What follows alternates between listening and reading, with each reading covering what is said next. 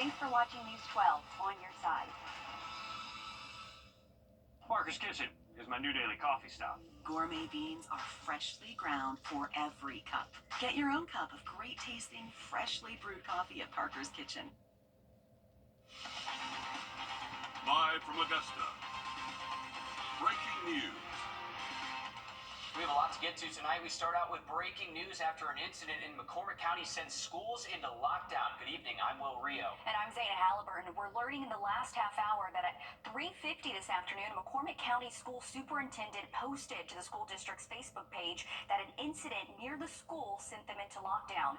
This includes the elementary, middle, and high school since they're all in one educational complex. Then at 5:20, the superintendent posted an update saying all students have left campus safely. We have confirmed the threat was not on the campus but nearby, and the lockdown was out of an abundance of caution.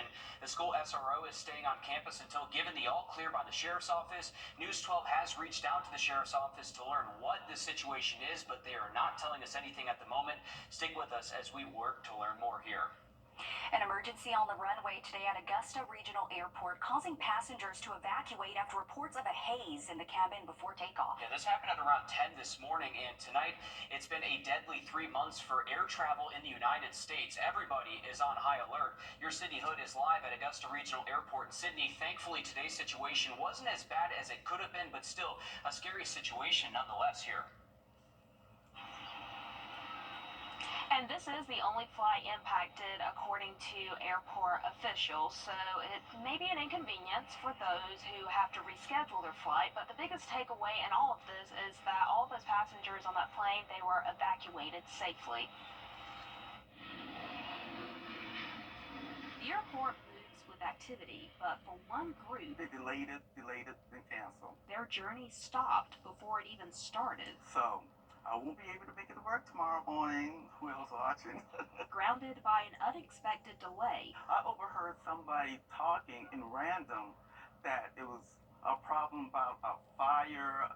The fire department was on the plane, but I didn't actually see it, so I don't know for sure. But all I know is that they canceled the flight. No fire, according to airport officials. Instead, a haze inside American Eagle Flight 5406, leaving some looking for Plan B, passengers like Carlene. But today I was supposed to be there at 3 o'clock, and that was completely canceled. Her original plan to fly from Augusta to Charlotte to Jacksonville isn't what she expected, but luckily she found an early morning flight out of Augusta. I'll be leaving out here at 4:30, 5 o'clock I think, and I should be back in Jacksonville at 9 o'clock. I'd rather them have precautions to make sure everything's all right versus you get in the air and something terrible happens. Again, all passengers, they were evacuated safely. This is the only flight impacted, according to airport officials, which is a good thing to hear, as there's expected to be a lot of foot traffic come through this airport in the days to come. Certainly, and we also know it's a big week next week, also spring break, so families are in and out, but the good thing here, everyone is okay, but nonetheless, still a frightening situation. Absolutely, and like Sydney was saying there, all of this comes as Augusta Regional is about to get very, very busy. You're looking at data now from FlightAware and about those spikes that you see on the screen that show the jump in air travel coming and going during April and tournament week. Any other jump in air travel doesn't even come close to what we're going to see over the next few weeks. Hopefully this is the only issue that Augusta Regional faces moving forward. To weather now with your First Alert Chief Meteorologist, Riley Hale. Riley, after a busy weather day yesterday, things have calmed down, and that's really the good news here. Yeah, absolutely. It is, guys. Beautiful weather and high temps late this week in just about 10 minutes. New details in the death of a man shortly after a car chase last night. Authorities now identifying the suspect and victim as 47-year-old Joseph Mobley from Waynesboro. Last night, Columbia County deputies say they were called to a fast food parking lot for a welfare check and found Mobley passed out behind the wheel of a car. Deputies say they noticed burnt tinfoil in Mobley's lap and say he appeared to be intoxicated. When they tried to get him out of the car, they say Mobley sped off and a chase began. That chase ended on Bobby Jones Expressway in Richmond County when deputies performed a pit maneuver. Tonight, Georgia State Patrol tell us Mobley was awake after the crash but trapped inside his car. While waiting to get him out, authorities say Mobley ingested narcotics and he was pronounced dead later at the scene. Now to an update we know our military families are following closely. On your sideline, sponsored by Chandler Law Firm.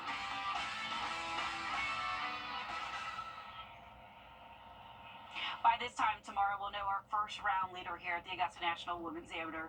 Good evening. I'm Melissa Lyons alongside Joseph Jordan. It's been a wonderful first day here at Champions Retreat. 72 golfers here, 49 of the 50 best amateur golfers playing. They learned the ins and outs of this course today. Yeah, for the first timers, it was their first time getting to play this course, but for the returners out here in the field, they noticed something a little bit different about Champions Retreat this year. Like two big differences. Obviously, hole 4. That giant tree is out of the way. Can say I'm pretty happy about it. I know they're probably not too happy about it, but that hole's hard. So, and then hole 15, we can carry the bunkers now. So just a few different where you can kind of hit a freer shot a little bit. It's not as difficult. So, yeah, but it's pretty open. Like you can tell that they lost a few trees and stuff, but I don't think it's playing like that much easier or anything, so.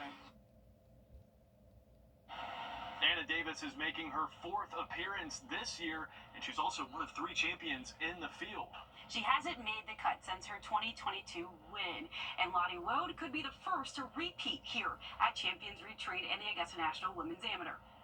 I've had that ranking for since last summer, so I feel like I've kind of got used to it now, and at the end of the day, it doesn't really matter, so I just try to ignore it. Definitely feels different, coming back and having won here, and just a lot more attention to it than I probably had last year, so I just got to deal with that a little bit. I caught up with Lottie on this second 9 earlier this afternoon. She was playing with 2 other members from the England golf team, and she actually was playing for a little bit more than just golf or hitting pins. I don't think it's on yet. Well, it might be. What elevation change did you get? I seem to be getting, it's like 18. Yeah. Oh, that might hit me on the swing. This green was so firm before patients that you had to basically play for this. It's like they picked all the trees that were in the way and removed them. I kind of miss that tree. Like that. People do that now. Does that look really weird? Wait, for 1 round? Yeah. 50, 60, 70, 80. You can have one then. If I make a birdie, can I have a 2x? If I birdie this hole, I'm getting 114, so that pin must be wrong. It's for the Twix. 100% more than 14. Are you at 14 right now? Oh, patience. Of course I had it the second time as well. I hit your ball right in front of it. So that's half a Twix. So she did end up getting a full Twix. They ended up playing closest to the pin, and she got it on number 17. Yeah, I got a Snickers from the media center earlier, but Twix, my favorite candy bar. I wish there was one in there, but I don't really think I could beat her in a closest to the pin competition anyway. That's all we have for you today here from our practice round on Tuesday. We'll see you again on Wednesday for round 1 here at Champions Retreat. Alyssa and Joseph, thanks so much for that. We really needed it, and certainly all eyes will be on them tomorrow. How cool is it to get kind of an inside look at how they're operating right now before a really large tournament? It's just cool to see them kind of analyze things, and I don't think anyone really misses any trees that are in the way on the fairways. So. I know, she said she missed one. Yeah, I don't she know. might be the only one that feels that way. Anna Davis was honest about it, at least. She's like, I do not miss that tree, but I think a lot of the players out there are gonna feel that way. Sure, and we're wishing them all the best. Again, all eyes on them tomorrow, that's for sure. And with the Augusta National Women's Amateur officially teeing off tomorrow, it's all hands on deck in Columbia County to accommodate the patrons arriving in town. Yeah, your Liz Owens joins us live in the newsroom. Liz, what are folks doing to prepare for all of these crowds? Well, traffic operations doesn't expect any big all-day delays due to patrons coming into town. The big reason is because there's a bus drop-off service. The bigger impact will be at our businesses and restaurants. Azaleas in full bloom are more than a sign spring is here. It's a sign. The world is here in Augusta. I think it's exciting to have people from all over come in and see our area. The world's most elite golf week got a lot longer and bigger. It was staffed up, prepped up. 6 years ago. Our staff is brand new. This is their first ANWAD, first Masters. Everybody's excited. Aaron Swarmer is the co-general manager of Smoke and Barrels. With our proximity to the ANWAD tournament, it makes it an extended Masters for us, not just 5, 6, 7 days. It's almost 2 whole weeks. Or as those in the restaurant business around here call it, the 13th month. So they're geared up and rested up. Down the street. Congestion. I mean, we're always looking for congestion. Traffic operations is geared up and rested up too. Here, I'll have somebody here at 7 in the morning to monitor the intersections in that area, and we'll stay till 6 in the evening. It's just an extra precaution Randy Prickett takes during the first 2 weeks of April. Our system here is going to work towards alleviating that traffic on its own. But if the system happens to go down, every signal that we have, we can remotely work it, and we do remotely work them from here. His staff can get the job done old school style. One person can work 3 or 4 signals by themselves. From the traffic on the streets to the traffic in the restaurants. We have a very cool community where everybody gets along. You know, it's a really great vibe. Columbia County's finest are ready for it. So the shuttle service will start about 7 a.m. at Grace Baptist Church. So that's probably when you're going to expect some traffic to pick up. Here's the good news. As far as big road construction goes, GDOT is putting a hold on everything beginning tomorrow and won't pick it back up until after golf week. It's always great that they do that. Certainly pack your patience if you are going to be out on the roads. Thanks for that, Liz. And for tomorrow, if you're heading out, keep an eye to the sky. We got a few isolated thunderstorms tomorrow afternoon, and then we are expecting near record high temps later this week. On that full forecast next. Time and temp, brought to you by your First Alert weather team. Introducing the First Alert Radar Network. With up to 10 times the resolution of other local radars and technology that can pinpoint right down to your street. First just got faster. Watch this. It's all... Wrdw is a local favorite for a good cause. It's one of the Boys and Girls Club of the Great Augusta's annual fundraisers, rounding up chefs from the area's best restaurants. Yes, and the event invites chefs to prepare their own specialty burgers as they compete to be named Burger Battle Champion. And the winner is Midtown Tavern! Hey, I'm McGuire Welsh from Midtown Tavern, reigning Burger Battle Champions.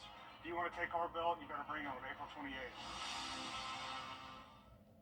It's the one thing injured people per month with 0% financing for 60 months. Changes are coming to Grovetown. The city bought a property that will eventually serve as the new location for the Grovetown Museum. City officials say the current space has become limited. That's why they're finding solutions in expanding the city's history. It's a building you may have seen driving on Robinson Avenue in Grovetown. The city's museum has stood at this location for nearly 25 years. The uniqueness of the town is it was founded by people who really cared about the community, who mostly came here some way connected with the railroad. Many others came here on land grants and things of that nature.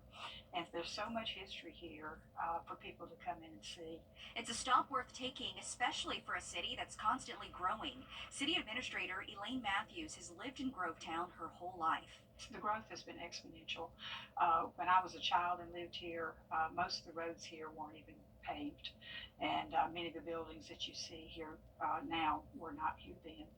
And so the growth has been amazing. And now the city is looking to grow the museum. They recently purchased a property a couple blocks down the road. I've always called our museum the hidden gem, as I've said, because a lot of people don't know that it exists. We think the new location will be a better spot with a little more visibility. This new space will continue to feature a variety of artifacts, photographs, and replicas of structures that once stood in Grovetown, while also giving more room to expand. Our idea right now is to have rotating displays, depending on themed events or certain relevant topics. It's a new project with the community top of mind. We want to give the opportunity for people to feel like they are part of this, even if they weren't born here or maybe didn't even know anybody when they moved here. But I think it gives people a sense of belonging when you kind of know the history There's not an official opening date for the new museum just yet. Updates to the building have to be made first. However, the original Grovetown Museum is still open Thursday through Saturday from 12 to 4. It's completely free to check out. Again, it's located off Robinson Avenue. A lot to learn in there. Riley. All right, thank you for that, Zana. Looking at our weekly brag board, congratulations to Theo Smith catching his first fish, a spotted bass right there with Grandpa Greggy. Love showing these pictures. If you want to submit to our weekly brag board, you can scan that flow code. It'll take you to our Game and Fish forecast page, and you can submit those pictures very easily. Thank you for sending that in, Theo. Great fish right there. Take a look at our 3-degree guarantee brought to you by Tub Doctor. Our forecast, 79, actual high $80, $50, heading towards the Boys and Girls Club of Augusta. I know, look at that 7-day forecast just after the break.